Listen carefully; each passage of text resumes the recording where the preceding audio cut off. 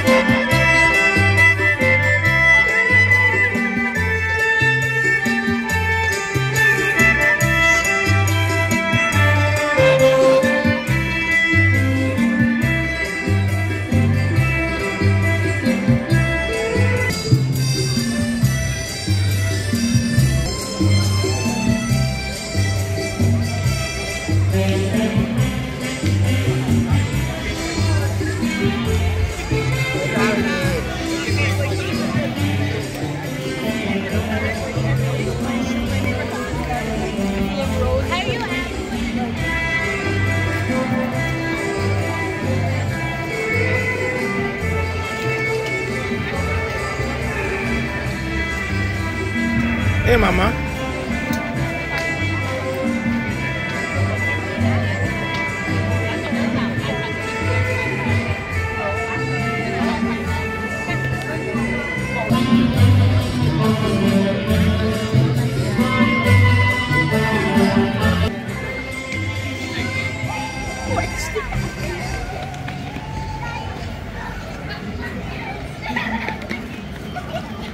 Wow.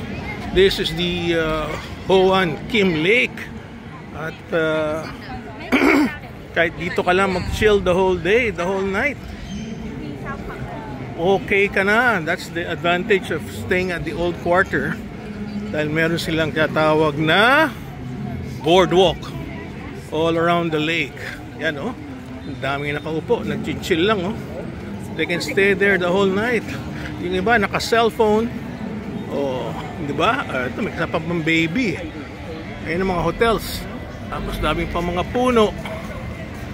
Oh, di ba? Berna Baron. Oh. Gusto mo naman gumastos, may coffee shop. Ayan, coffee shop, oh. Gusto mo magkape, Berna? Ayaw mo magkape?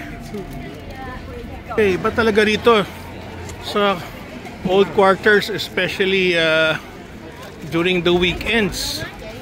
Masaya, maraming tao at enjoy. May mga basurahan para hindi ka magtatapon kung saan-saan, no?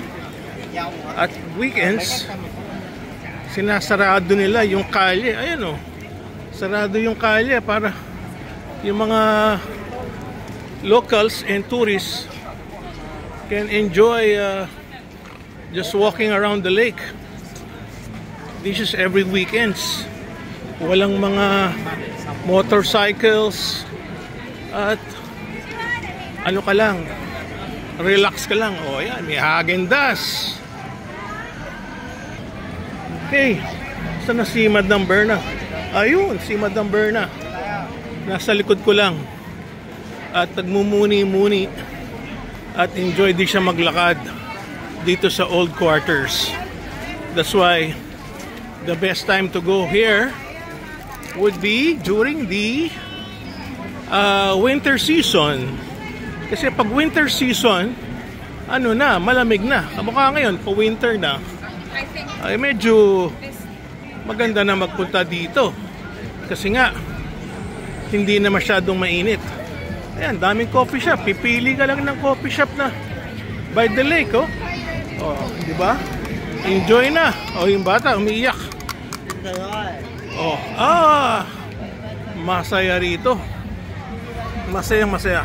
Yun, kung papasok pa kami ron, no? Kapal ng crowd, Berna, oh. Oh, ano, papasok tayo doon, ha? Hindi tayo pupunta dyan. Okay. Ayaw mo sa night market, ikot na lang tayo around the lake. Kasi yun ang advantage nito, eh.